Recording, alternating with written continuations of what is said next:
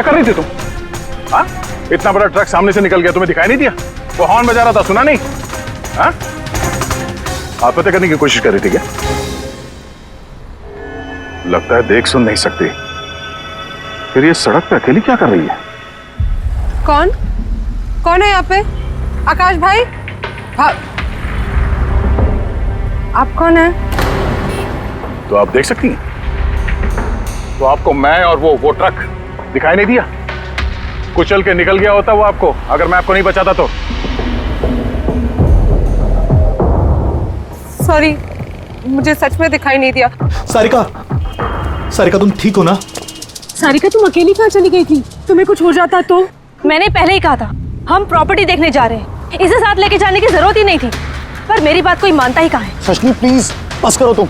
ये ठीक कह रही हैं, मैंने खुद देखा। इनके लेफ्ट साइड से इतना बड़ा ट्रक आया, इनको दिखाई नहीं दिया। उसने हॉर्न बजाया, सुना नहीं। कुचल के निकल गया होता ट्रक अगर मैं नहीं होता था। थैंक यू भाई साहब, थैंक यू वेरी मच। भाई साहब, इसे ना सच में ट्रक का आना ना तो दिखाई दिया होगा और ना ही सुनाई दिया होगा। क्या मतलब?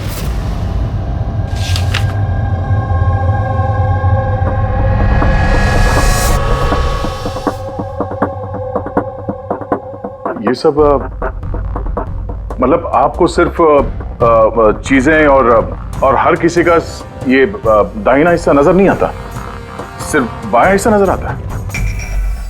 जी सर। तो इस वक्त मैं आपके सामने खड़ा हूं तो सिर्फ आधा ही नजर आ रहा हूं? मेरा ये दाहिना हिस्सा आपको दिखाई नहीं दे रहा? नहीं सर, नहीं देख सकती।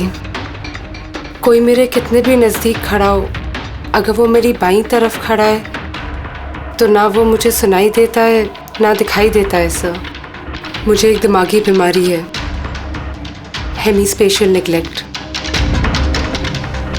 इस बीमारी की वजह से सर मेरा दिमाग लेफ्ट साइड रजिस्टर नहीं कर पाता सर, सिर्फ राइट साइड समझ में आता है सर उसको। इसीलिए आप ये सब पेंटिंग्स, ये सब लोग सिर्फ राइट साइड देख सकती हूँ सर मैं। तो इस बीमारी का कोई इलाज तो होगा? और आप लोगों ने इन्हें बाहर सड़क पे जाने कैसे दिया?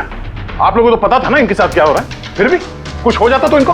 सर आप ही बताइए ना, इसे अपना माइंड भी तो यूज करना चाहिए था ना सर। इसे क्या जरूरत थी सड़क पे अकेला जाने की सर? और ये कोई बच्ची थोड़ी ना है जो 24 घंटे इस पर हम नजर रखें। इनफैक्ट हम इसके लिए एक बेबी सिटर अपॉइंट कर लेते जो 24 घंटे इस पर नजर रखेगी। अब ये सब कहने से क्या होगा? हाँ, गलती हमारी है और ये सब तुम लोग मानो या ना मानो पर मैं मानता हूं। Sir I am so sorry sir. Sir ये गलती दोबारा नहीं होगी सर। सारिका मेरी छोटी बहन है, इसका ख्याल रखना मेरी जिम्मेदारी है सर। करेक्ट, आगे से ऐसा बिल्कुल नहीं होगा। और वैसे भी तुम्हारी दवाई का वक्त हो गया है ना, चलो दवाई खाते हैं। सर ये तो बहुत ही खतरनाक बीमारी है। अगर उसके लेफ्ट साइड पे किसी ने उस पर सीधा सीधा हमला भी किया तो भी उसका पता नहीं चलेगा। एग्जैक्टली, इसी बात का मुझे डर है। एक तो ये बीमारी, ऊपर से करोड़ों की जायदाद के अकेली वारिस है वो। सारिका के माँ बाप एक एक्सीडेंट में मारे गए, सारिका बच गई, लेकिन उसे हेमीस्पेशियल नेग्लेक्ट बीमारी हो गई। उसके आसपास उसकी देखरेख करने वाले तो बहुत सारे लोग हैं, पर उनमें से पता नहीं कितने हैं जो ईमानदारी से उसकी भलाई चाहते हैं। क्यों ऐसा क्यों लग रहा है तुम्हें? अभिजीत, उसके वसीयत के मुताबिक सारिका के बाद पूरी जायदाद इन्हीं रिश्तेदारों को मिलने वाली है, और मुझे पहले से ये लोग ठीक नहीं लग रहे हैं। अभी कुछ दिन पहले मैं उसके बर्थडे पार्टी पे गया था। चलो भाई सारिका, केक काटो। भाई 2 मिनट और वेट करते हैं ना, दया सर आते ही होंगे, मैंने उनको भी बुलाया है। कम से कम हमें भी बता दिया होता। अरे किसने क्या नहीं बताया भाई। ओह, आई एम सो सॉरी, आने में जरा देर हो गई। वैसे many happy returns of the day, happy birthday. I will take it, लो लो। आपसे मैं पहले नहीं मिला। मैं बताती हूँ, ये कृति है। सारिका जैसे पेशेंट्स को संभालने के लिए इन्होंने ट्रेनिंग ली है, और मैंने इन्हें 24 घंटे सारिका के साथ रहने के लिए अपॉइंट किया है। उम्मीद है अब आपको सारिका की फिक्र नहीं होगी। बिल्कुल, और हमें भी उम्मीद है कि कृति के रहते सारिका सेफ रहेगी। एब्सोल्युटली। मेरी गलती है, सिर्फ मेरी गलती है। मुझे उसे उन लोगों के भरोसे छोड़ना नहीं चाहिए था। मार दिया होगा उन लोगों ने उसे। घर आ गया।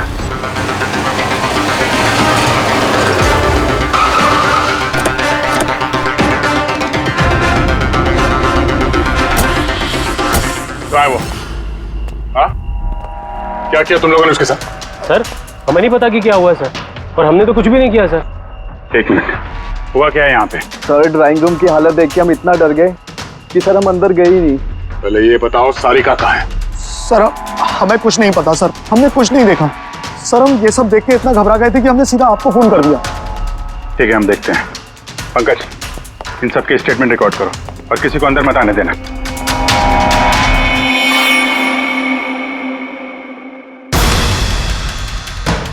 सारिका, सारिका, सारिका! यहाँ तो बहुत हंगामा हुआ है। इतना सारा खून तो एक आदमी का तो नहीं हो सकता।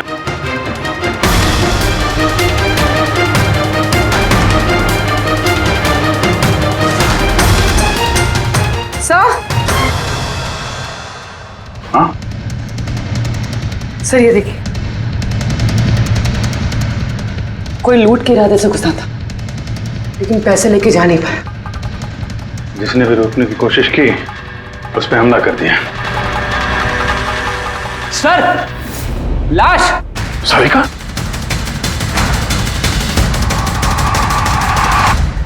ओह नो। हाँ? ये मना लिए है तो? आगे से ऐसा बिल्कुल नहीं होगा। और वैसे भी तुम्हारी दवाई का वक्त हो गया है ना। सारिका की छोटी भाभी, जैन की वाइफ सारिका कहाँ है?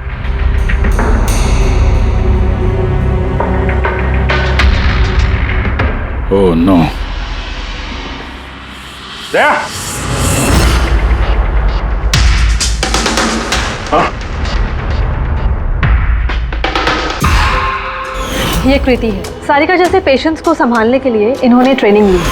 ये तो कृति है। कृति? हाँ?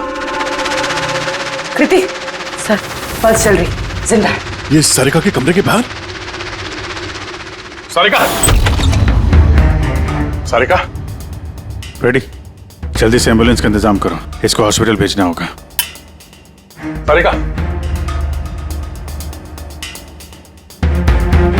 सारिका!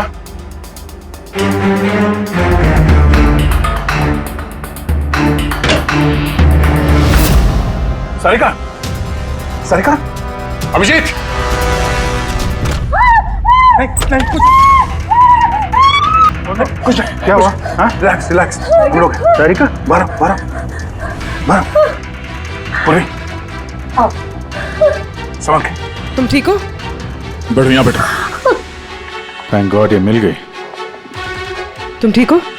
सबको मार दिया, सबको मार दिया सर। एक मिनट। किसने किया ये सब?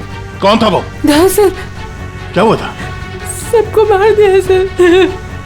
कौन मार दिया? किसने? हाँ? किसने मारा? मार दिया उसने। आई थिंक इसको भी जल्दी से हॉस्पिटल पहुंचाना चाहिए। इसकी हालत ठीक नहीं है। वही ठीक है, लगता है सदमे में है। पूर्वी, उठाओ इसे। उठाओ। यहाँ पर।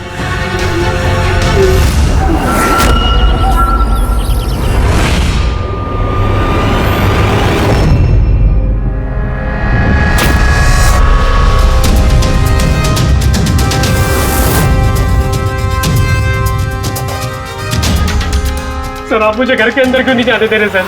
सर मेरी बीवी का खून हुआ है सर प्लीज मैं उसे देखना चाहता हूँ सर एक बार। मिस्टर जयंत, आपकी पत्नी की मौत का हमें बहुत दुख है, लेकिन हम आप लोगों को अंदर जाने नहीं दे सकते।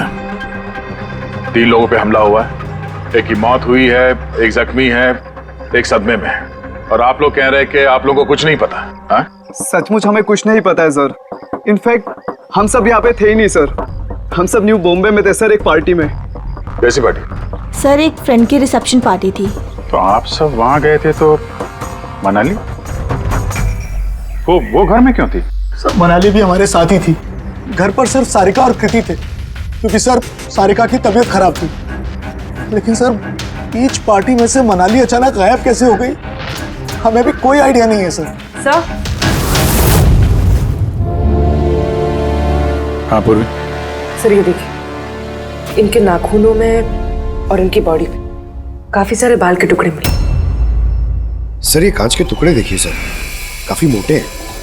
ऐसा लग रहा है कि किसी के चश्मे का है।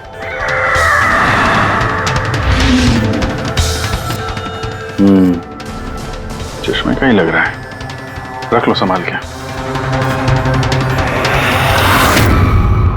ये घसीटने के निशान के साथ खून की बूंदें।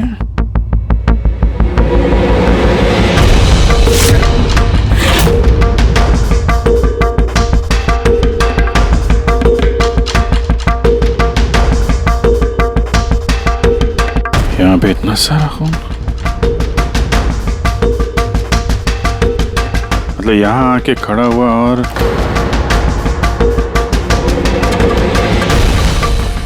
बाइक का निशान। कोई जख्मी हालत में यहाँ पे आया और बाइक पे सवार होके यहाँ से निकल गया।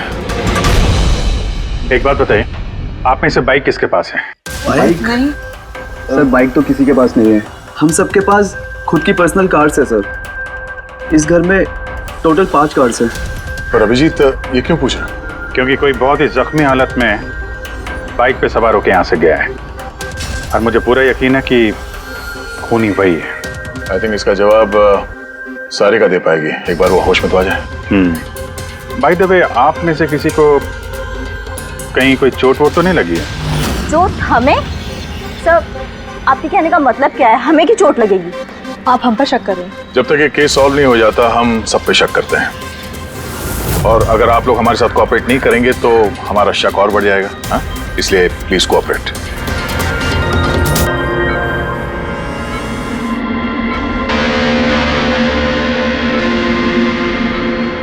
सारिका,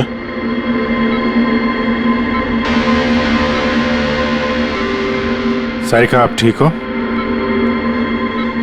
अभिजीत, सारिका, प्रयासा, तुम ठीक हो?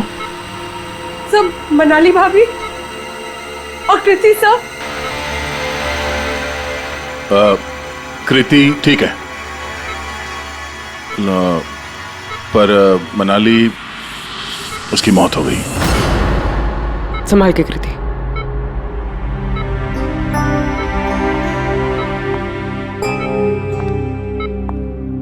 कृति, कृति, तुम ठीक हो ना? I'm so glad you're okay. Thank God तुम ठीक हो।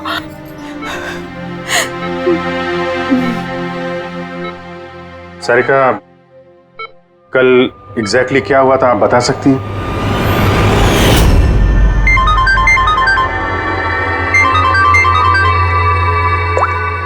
हेलो,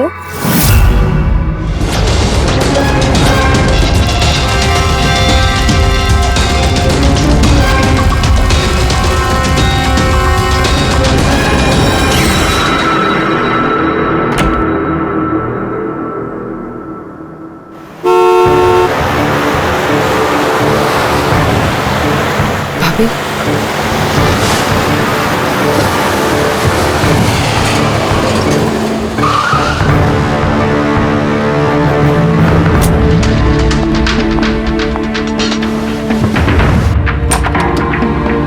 सारिका,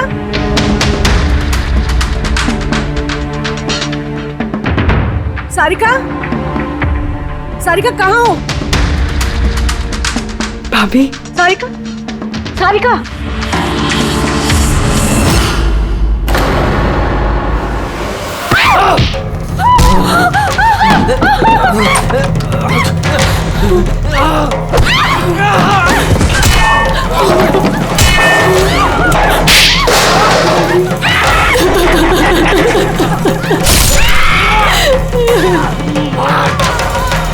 भाभी, कृति,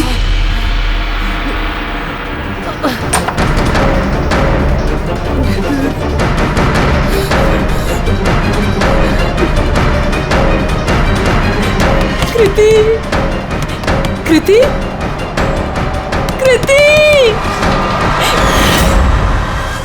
तो तुमने इनका दरवाजा खटखटाया, तो कृति आपने क्या देखा? आप पे हमला कैसे हुआ? सारिका के जोर जोर से चिल्लाने की आवाजें आई। मैं तुरंत कमरे से बाहर गई। सारिका, ये सब कैसे?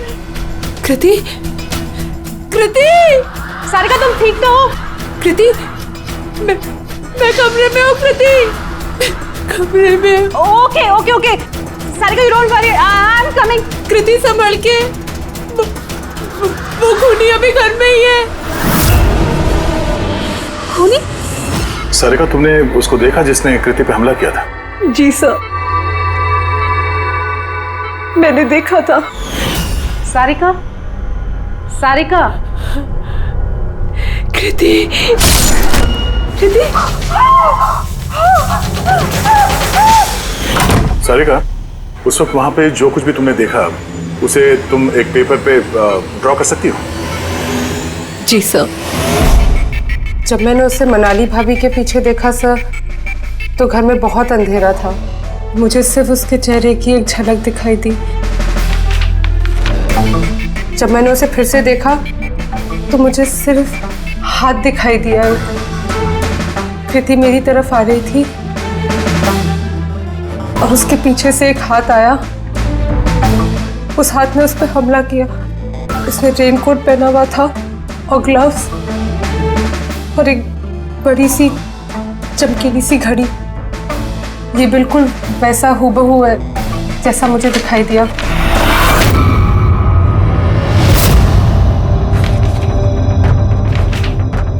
आई होप इन अधूरी तस्वीरों से आप लोगों की कुछ मदद हो सके। फिक्र मत करो, ये अधूरी तस्वीर हम पूरी करेंगे। रेडी? मनोहर के पास स्केचेस लेकर जाओ और उसे कहो कि ये स्केच पूरा करें। Sarika, thank you so much. आप जा सकती हैं, थक गई होंगी। चलो सारिका।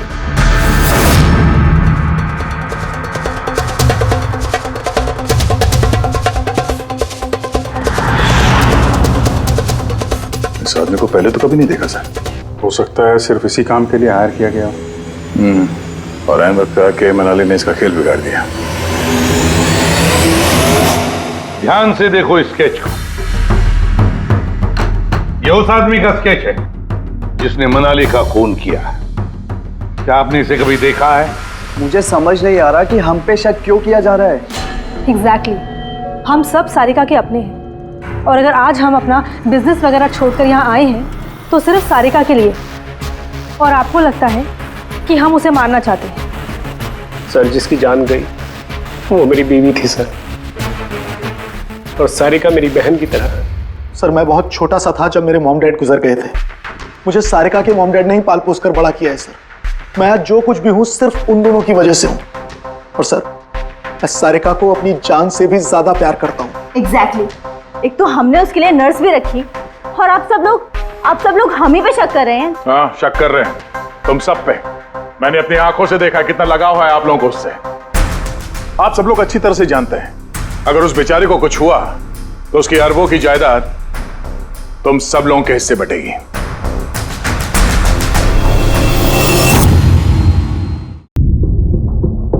सारिका को छोड़कर आप लोग किसी पार्टी में चले जाते हैं। वहां पर मनाली किसी की बातें सुनती है कि कोई कातिल सारिका को मारने जा रहा है। वो किसी को भी कुछ नहीं बताती है, खुद सारिका को आगाह करती है और वहां चले जाती है जहां पर कातिल मनाली को मार डालता है। और अगर उसने पार्टी में ही ये बात सुनी तो आप में से भी कोई हो सकता है ना? नहीं? ठीक है, जा सकते हो तुम लोग, लेकिन एक बात अच्छी तरह से याद रखना, हमारी कड़ी नजर है तुम लोगों पर। विजय, दया, इस सारिका ने बताया कि मनाली ने उसे फोन किया था कि वो पुलिस लेकर उसके घर पहुंच रही है। एग्जैक्टली सर, पर उसने ना हमें कांटेक्ट किया ना ही पुलिस को बुलाया। हो सकता है कोई उसका पीछा कर रहा हो, इसलिए वो डरी हुई हो। एक काम करते हैं पंकज, पूर्वी, उस पार्टी में जितने भी लोग आए थे उन सबके नाम और सेल नंबर्स निकाल दो और पता लगा उस रात मनाली के घर के आसपास उनमें से किसका फोन एक्टिव था। सर। हाँ। सर उस रात वहाँ 250 लोग थे, लेकिन सर एक नंबर है ईशान। उस रात वो पार्टी में था और वहाँ से सारिका के घर की तरफ निकला जब मनाली पार्टी छोड़ के गई थी। फोन वहीं बंद हो गया सारिका के घर पे। सर एक और काफी अजीब बात है, मनाली का फोन उस रात सारिका विला गया ही नहीं, बल्कि वहां से सीधा बांद्रा गया, कोहात ग्राउंड्स, और उसके बाद से स्विच ऑफ है। मनाली का सेलफोन तो उसके पास ही था क्राइम सीन पे।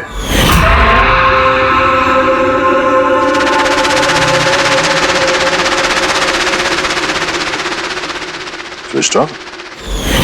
कहीं ऐसा तो नहीं कि जो फोन हमें मिला वो ईशान का ही हो, गलती से गिर गया वहां पे? मतलब ईशान उस रात सारिका विला आया था। बुलाओ इस ईशान को ब्यूरो में। सर आखिर मैंने किया क्या है, मुझे यहाँ क्यों बुलाया है? ईशान जरा अपना चश्मा उतारेंगे? चश्मा? सर ये तो विदाउट नंबर का चश्मा है, इसे मैं रेगुलर नहीं पहनता हूँ। डॉक्टर सालुंके के पास ले जाओ इसे। सर आखिर मुझे बताइए मैंने किया क्या है? हमने आपको यहाँ मनाली के मर्डर के सिलसिले में बुलाया है। क्राइम सीन पे हमें चश्मे का टूटा हुआ कांच मिला, आपके चश्मे को उस कांच से मैच करके देखेंगे। लेकिन सर मैं तो उस जगह पर गया ही नहीं था। अगर तुम वहां गए नहीं तो फिर तुम्हारा फोन सारिका विला में क्या कर रहा था?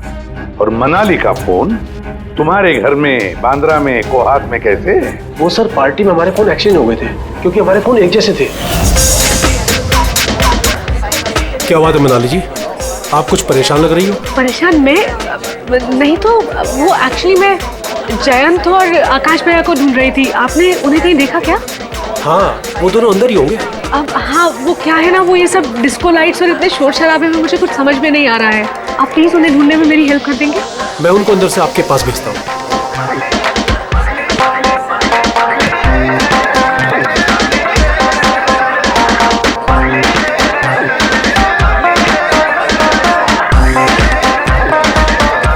मनाली? ईशान तुम तो कह रहे थे मनाली यहाँ ढूंढ रही है हमें, कहाँ है मनाली? अरे अभी तो यहीं थी मनाली, पता नहीं कहाँ चली गई। हाँ सर मेरा फोन स्विच ऑफ था, इसलिए मैं मनाली को बता नहीं पाया। इसलिए मनाली पुलिस को फोन नहीं कर सकी। सर मेरा यकीन कीजिए मैंने खून नहीं किया है। खूनी नहीं खूनी के साथी तो हो सकते हो जो उस वक्त वहां पार्टी में मौजूद था। तुमने पार्टी में मनाली की सारी बातें सुन ली, और जैसे मनाली सारिका के घर गई तुमने मनाली का पीछा किया। किसी भी जरिए तुमने मनाली का फोन बांद्रा में कोहात में भेज दिया, और वहां पर मिले चश्मे के कांच के टुकड़े हमें शक है तुम्हारे हैं, तुम्हारे चश्मे के। वो रिपोर्ट तो हमें मिल ही जाएगा हमारे फोरेंसिक लैब से। ईशान सिर्फ ईशान के पास कोई वजह नहीं है, बाकी सभी लोगों के पास कोई ना कोई वजह है सारिका को मारने की। दिया और अभय, इन दोनों को तो पैसों की सख्त जरूरत थी, तो हो सकता है इन दोनों ने किया हो। लेकिन और तो और इन सब के पास एलिबाई है कि वो रिसेप्शन के पार्टी में थे। सर ये सब उस रिसेप्शन पार्टी में मौजूद थे, लेकिन किसी एक ने खूनी को फोन पे सारिका विला जाने के लिए कहा लेफ्ट से, ताकि सारिका को कुछ पता न चले। फिर सारिका को मारे, कृति को मारे, और इस सब को लूट की शक्ल देख के वहां से निकल जाए।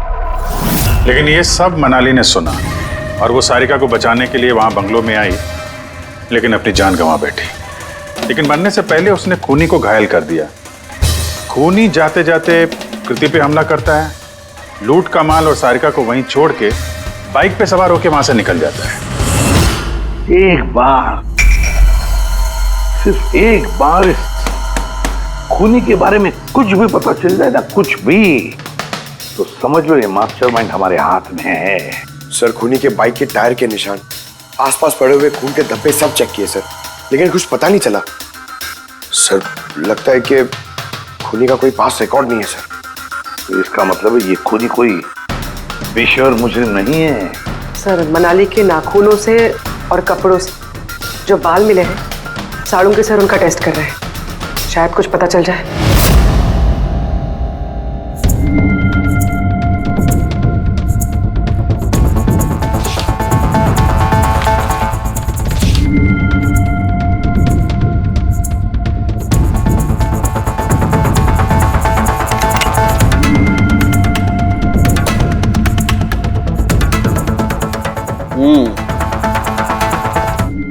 मेरा अंदाजा एकदम ठीक था।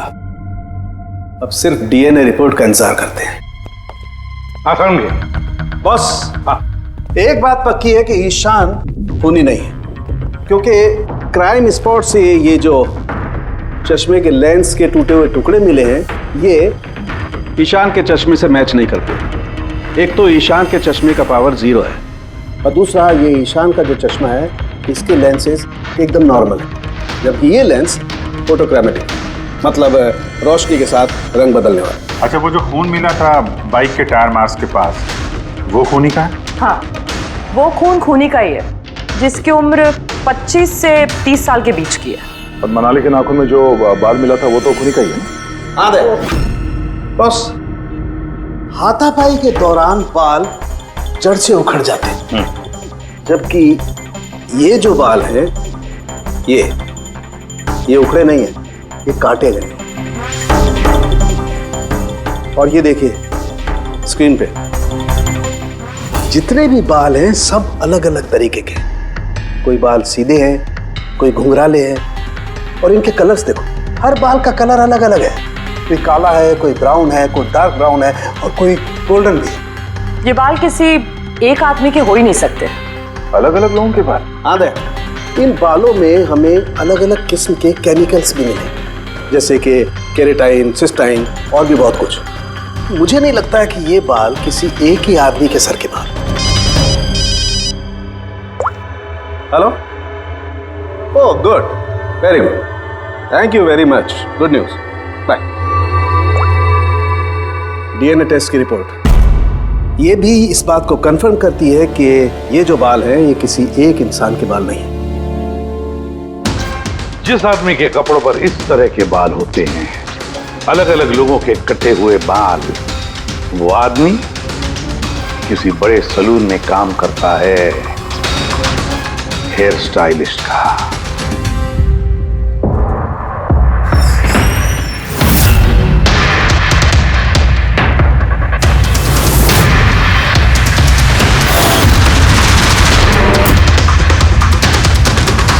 सर ये तो विमल है, हमारे स्पा का star hair stylist.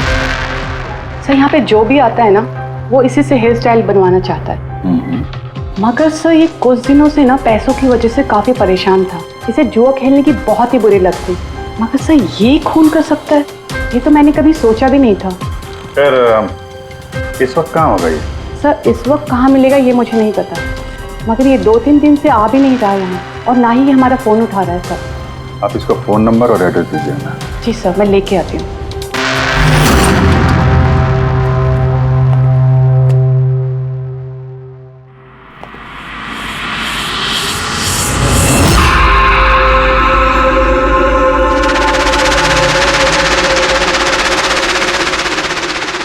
Oh no, ये तो गया। जहर खाया इसने। ये आँख की चोट और ये कंधे पे भी नाखून का निशान है, तो वही जिसने मनाली का खून किया है। देखो कुछ मिलता है क्या?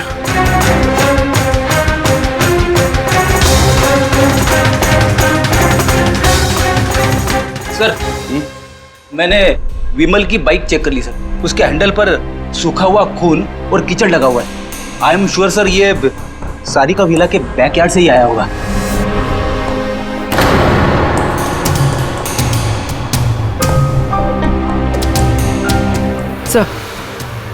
सर ये टूटा हुआ चश्मा और ये रेनकोट मिला है, रेनकोट पे खून लगा हुआ है।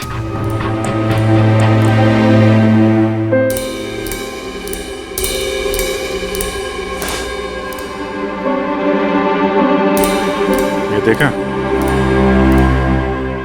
बाएं हाथ में घड़ी। हाँ तो सर अगर विमल बाएं हाथ में घड़ी पहनता था तो सारिका ने दाएं हाथ में घड़ी कैसे देखी?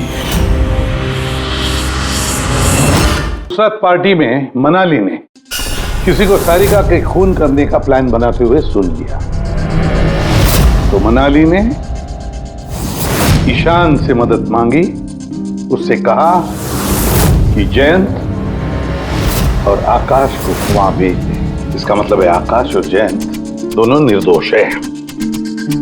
अब बचे ये तीन, रजनी, अभय और दिया, वो मास्टरमाइंड खून का इन तीनों में से कोई एक है। लेकिन सर उस कॉल पर दूसरी तरफ कौन था? सर विमल हो सकता है। नहीं सर, मैंने विमल के फोन रिकॉर्ड चेक किए। उस रात इनमें से किसी ने भी विमल को फोन नहीं किया। तो फिर कौन हो सकता है दूसरी तरफ? लैंडलाइन?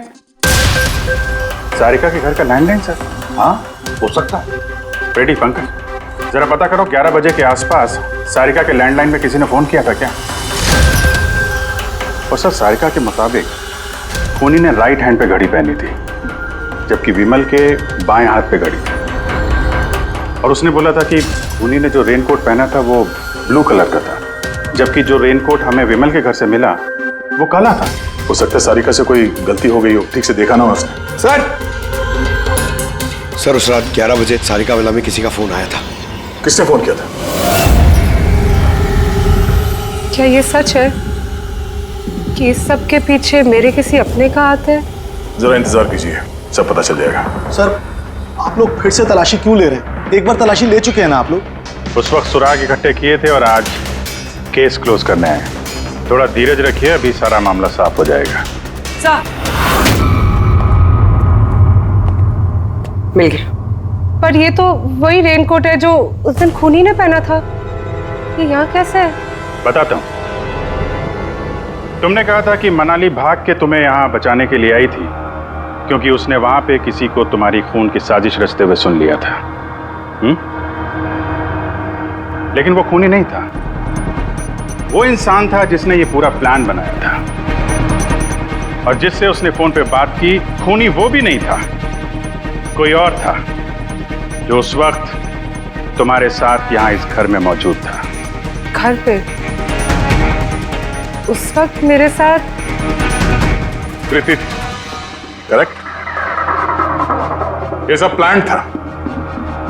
खूनी कांच तोड़ के घर के अंदर घुसता है, मगर गड़बड़ तब हुई जब उसने मनाली को मारा, सारिका समझ के। मनाली की तो मौत हो गई, पर मरने से पहले उसने खूनी को इतना घायल कर दिया कि खूनी यहाँ पर सारिका को मारने के लिए रुका ही नहीं, भाग गया। सर एक मिनट, अगर खूनी भाग गया तो फिर कृति पर हमला किसने किया?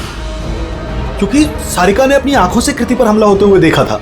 हाँ मैंने देखा था, वो हाथ आया और उसने कृति पे हमला किया। हमला तो हुआ है, मगर किया किसने?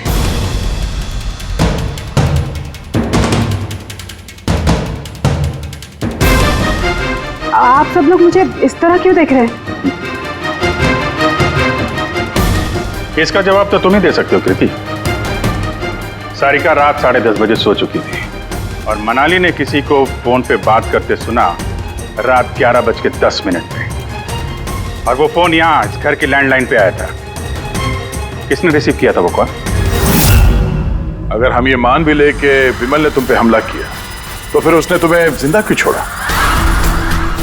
उसने मनाली को इतनी बुरी तरह से मारा और तुम्हें बस ये एक चोट? क्यों? उसने सारिका को क्यों नहीं मारा और वो लूटे हुए पैसे को छोड़ के भागा क्यों?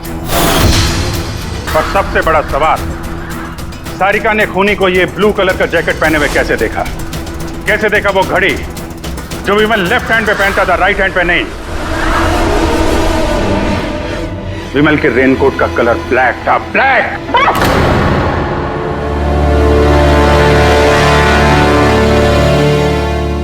सही पहचाना आप लोगों ने। वो हमला मैंने खुद किया था।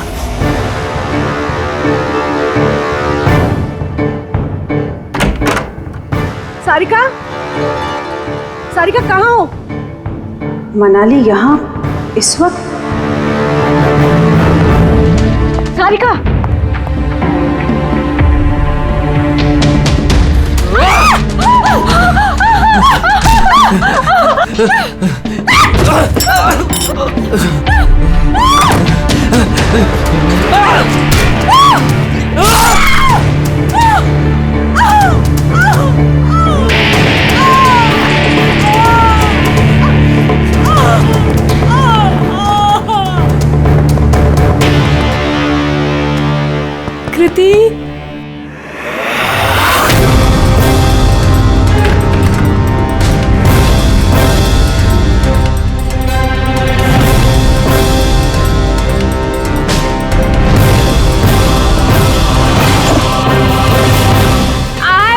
Sarika, don't worry.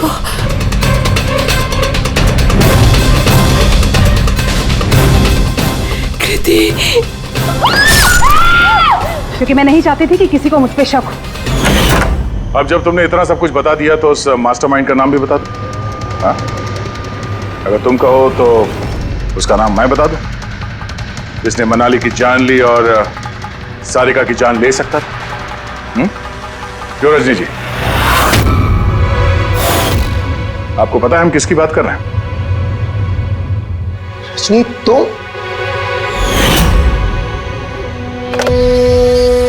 Hello. Killer sharp 11:30 बजे पहुंच जाएगा। सारिका का काम तमाम किसी भी कीमत पर हो जाना चाहिए। वो मेरा बाकी का पैसा, तुम्हें तुम्हारे पैसे मिल जाएंगे। ओके।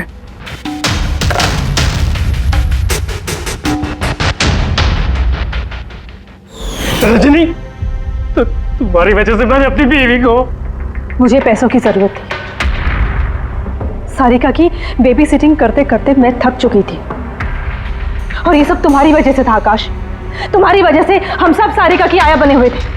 मुझे अपनी जिंदगी जीनी थी पहले की तरह, इसलिए मैंने प्लान किया और कृति को वहां से घर ले आई। पार्टी में जाना भी पहले से ही तय था, ताकि मुझे वक्त मिल सके प्लान करने का।